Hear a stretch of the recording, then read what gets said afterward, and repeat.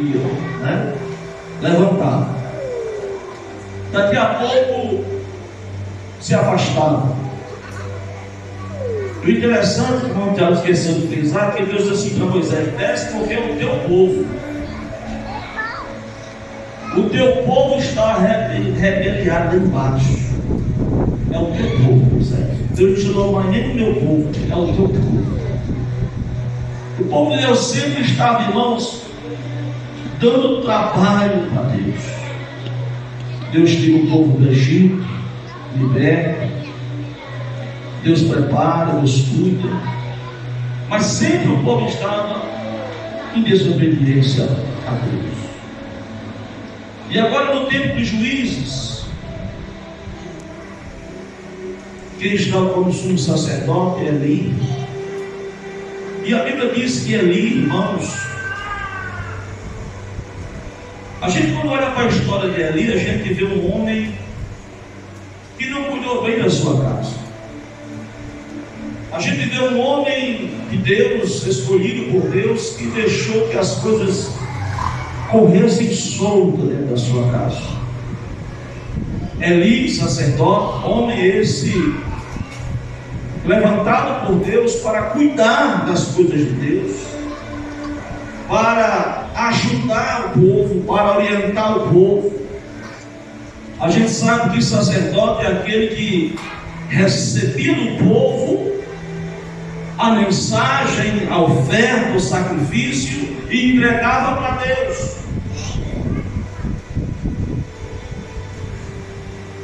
Essa era a responsabilidade dele. Mas o texto vai dizer para nós que Eli, irmãos, os seus filhos, eles começam agora a sair da direção de Deus.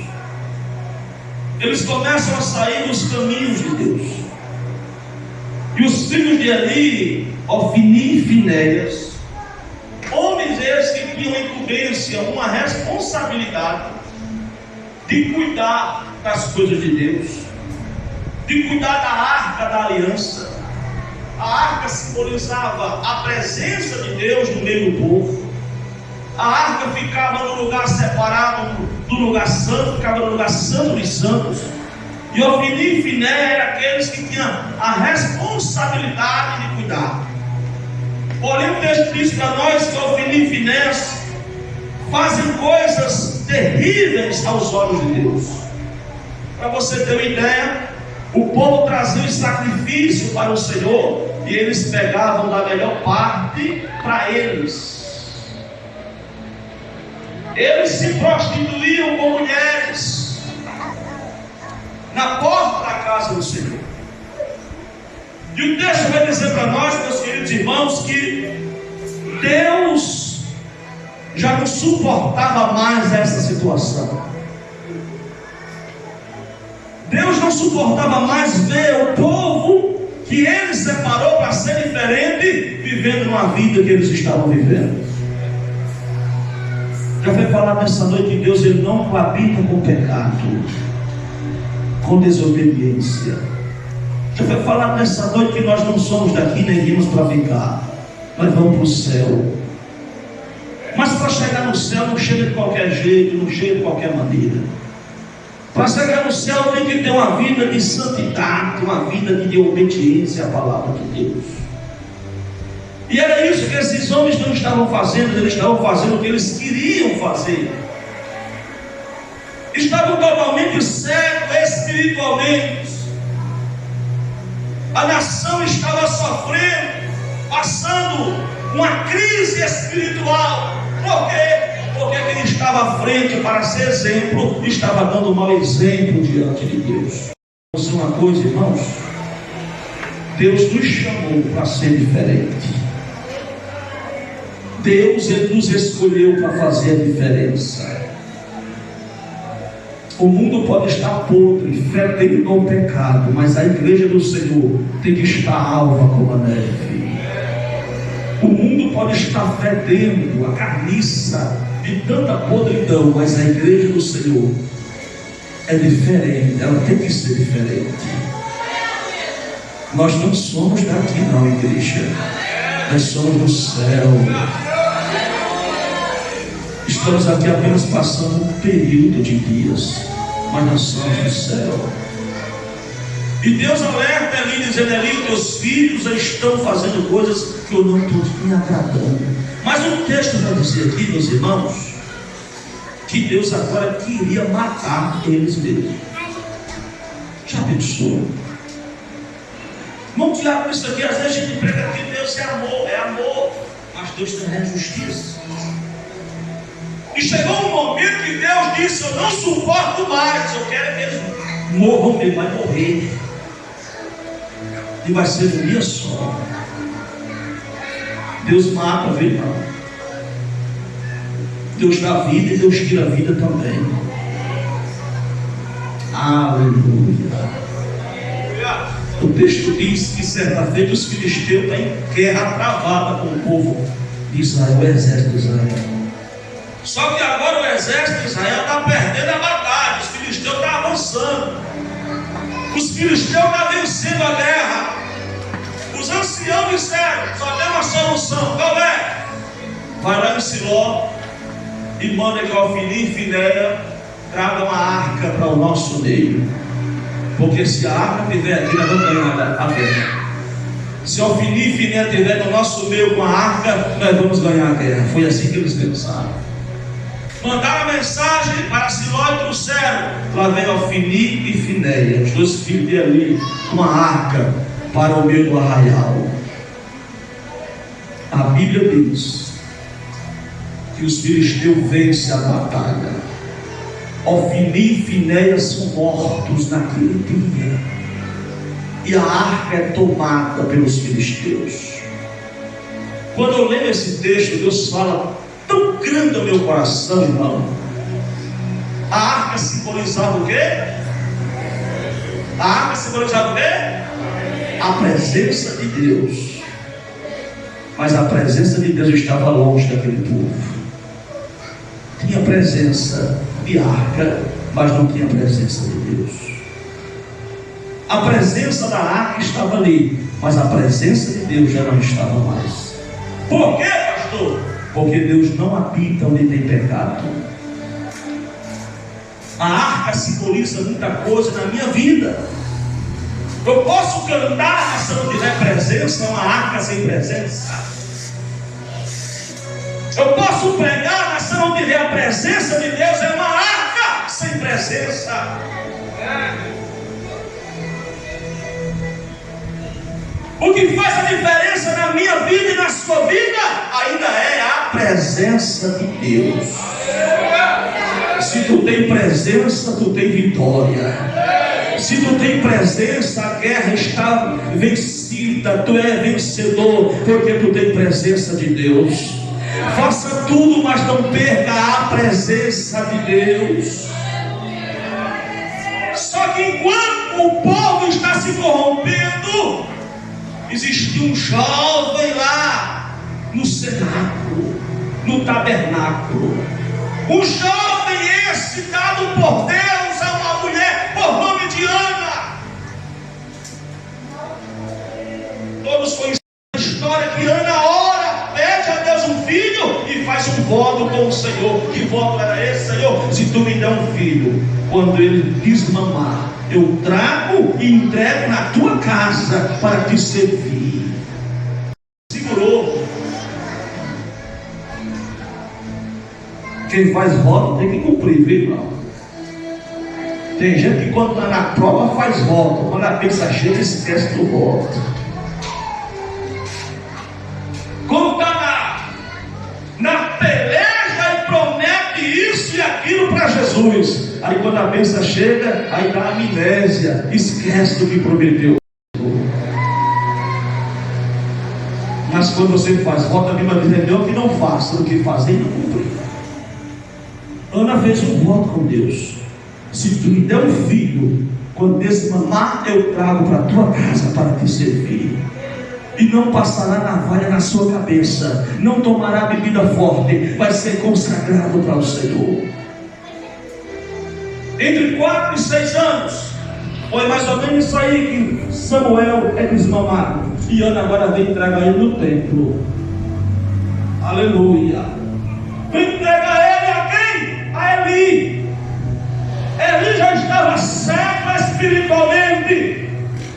Mas Ana tinha feito um voto de trazer o filho para a casa do Senhor. Eu fico imaginando, irmãos, Samuel, uma criança aí dos seus 6 anos de idade, sendo trazido pela sua mãe, e agora Eli receber aquela criança, porque aquela criança ia ser criada dentro daquela casa, ia ser educada, ensinada por Eli.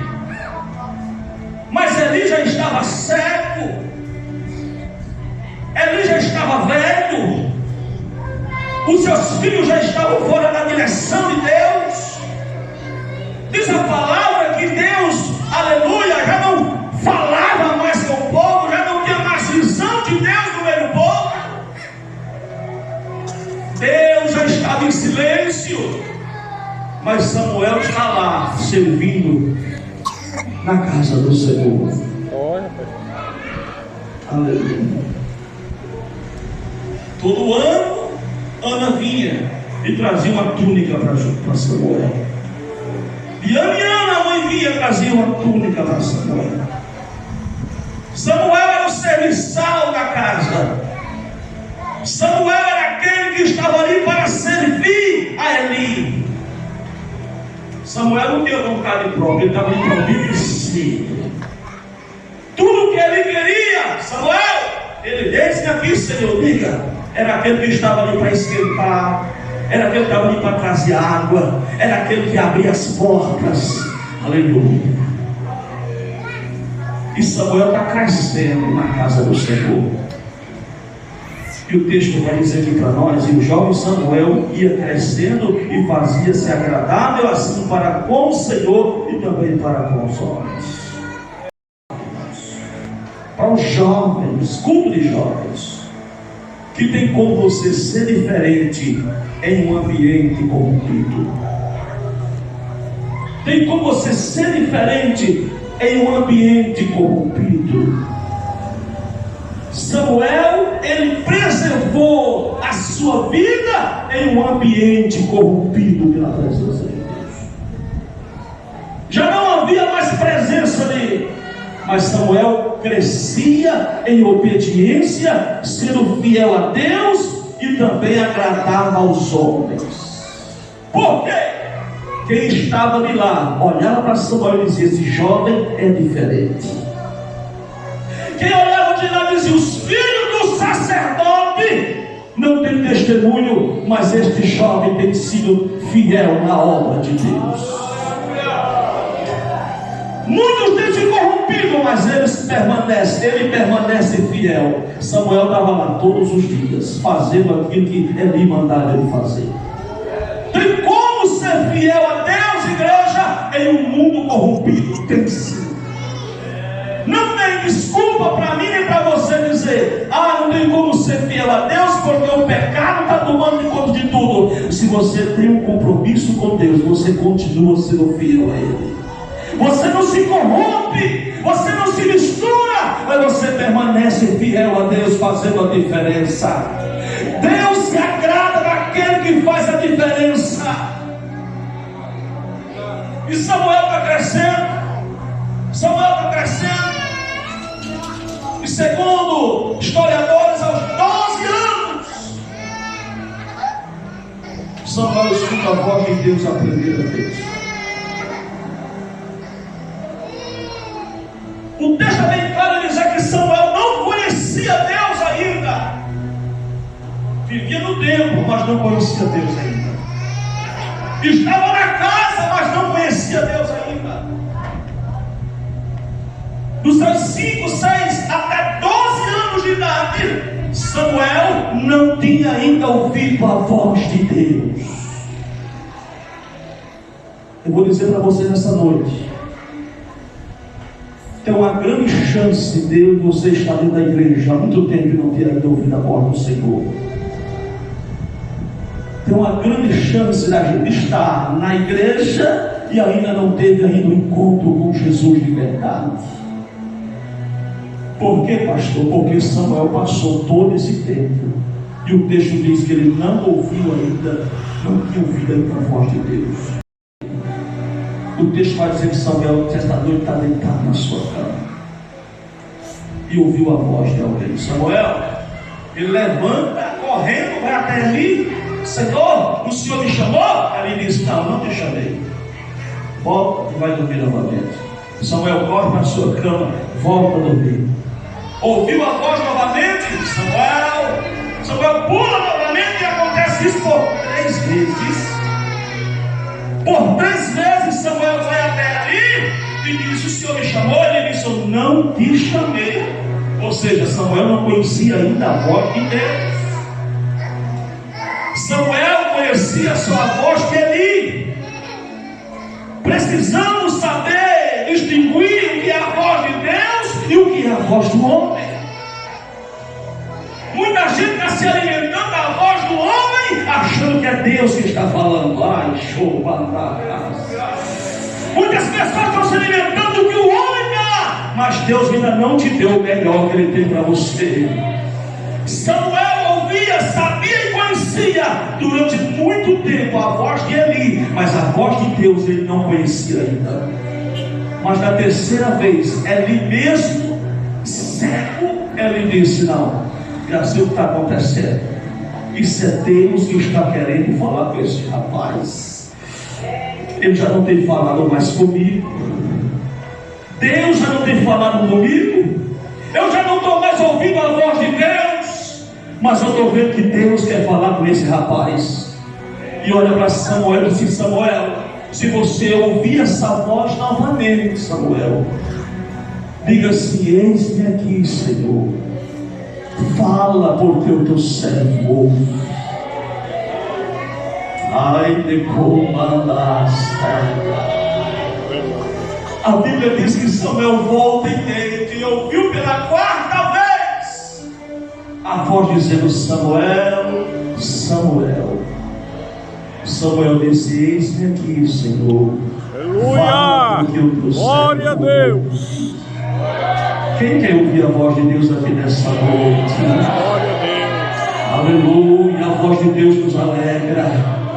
A voz de Deus, irmãos, nos fortalece.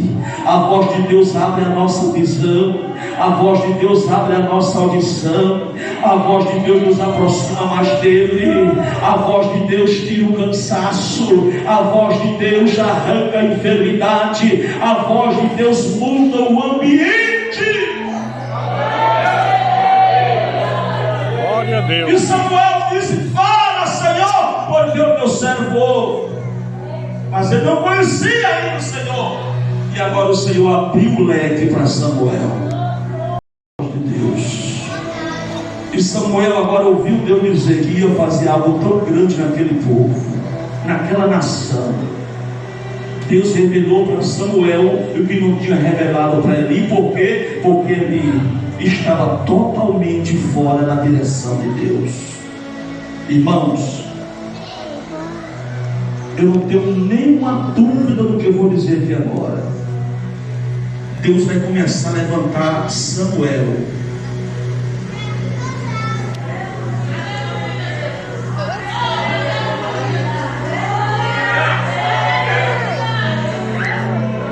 Deus vai começar a levantar Samuel no meio do seu povo.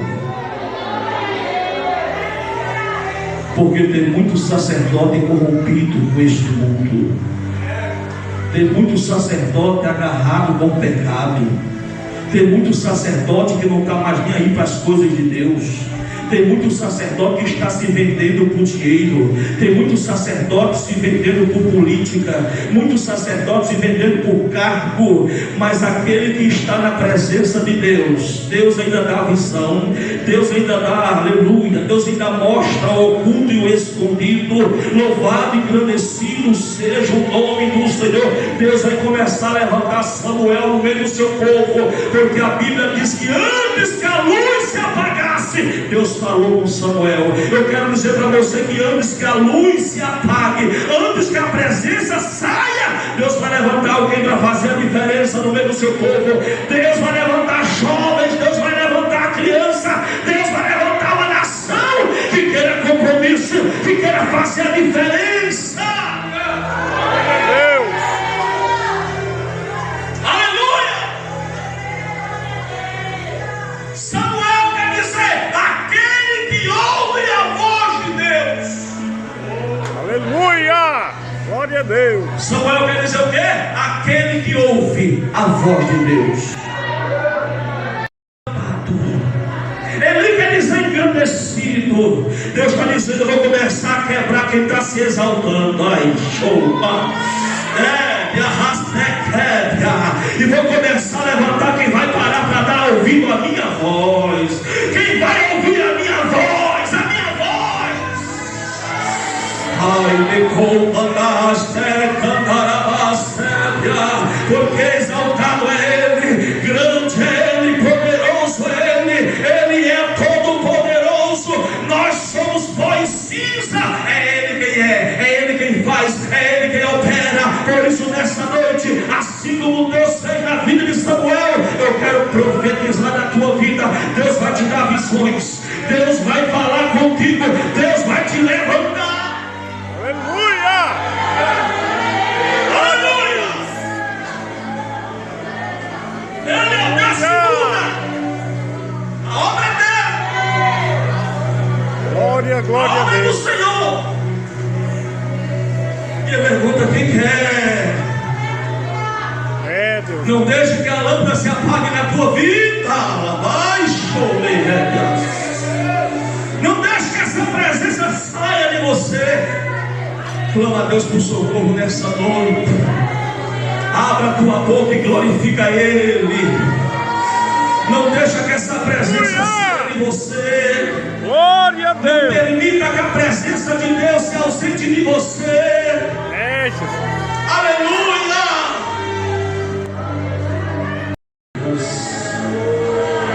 Aleluia, aleluia, aleluia, aleluia. Fica de pé nessa noite.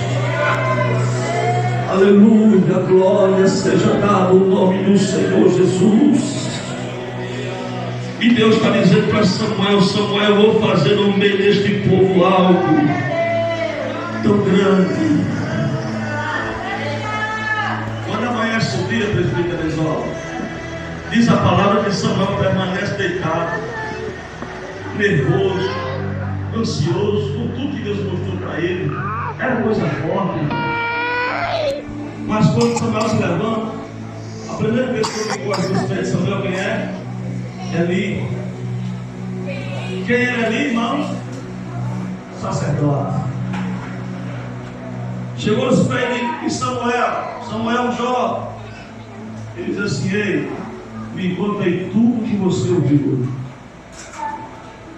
Samuel ainda aqui resistiu um pouquinho. E ele disse: e se tudo me contar, vai acontecer tudo em dobro sobre a tua vida, viu? Tu vai me contar tudo que você ouviu essa noite, e você não vai deixar nada sem eu saber. Samuel abriu o leque para ele. Samuel contou tudo. Sabe o que ele disse? Que o Senhor faça a sua vontade. Irmão, Deus está querendo falar com a sua igreja, comigo e com você. Muitas das vezes nós não temos dado ouvido à voz de Deus. E nós ficamos às vezes babatando, sabe? Tem muitas pessoas que ficam babatando, procurando profeta por aí, procurando pessoas que revelam alguma coisa, procurando alguém que tem a visão de isso, daquilo outro. Ei! Se tu tem intimidade com Deus, Deus vai falar com você. Deus vai abrir a visão, é sua. É sua visão que Deus vai abrir. Deus vai falar com você em sonho. Deus vai falar em você com visões. É com você que Deus vai falar, é com você. Aleluia! É com você. Que nós não vemos você como Eli, perder a visão e ficar procurando quem Deus vai falar para falar comigo. Será que Deus vai usar o presbítero para falar comigo? Será que vai usar o irmão Tiago? Será que vai usar? Não, Deus quer falar com você. Nessa noite eu quero orar para Deus abrir visão de crente nessa noite. Aleluia! Eu quero orar para Deus abrir visão de crente e você começar a contemplar coisa grande de Deus na tua vida. Glória a Deus. Fecha teus olhos, Senhor Deus e Pai. Em nome de Jesus Cristo, teu Filho, Nesse momento, Senhor da glória, levantamos a nossa voz diante de Ti, Altíssimo e soberano.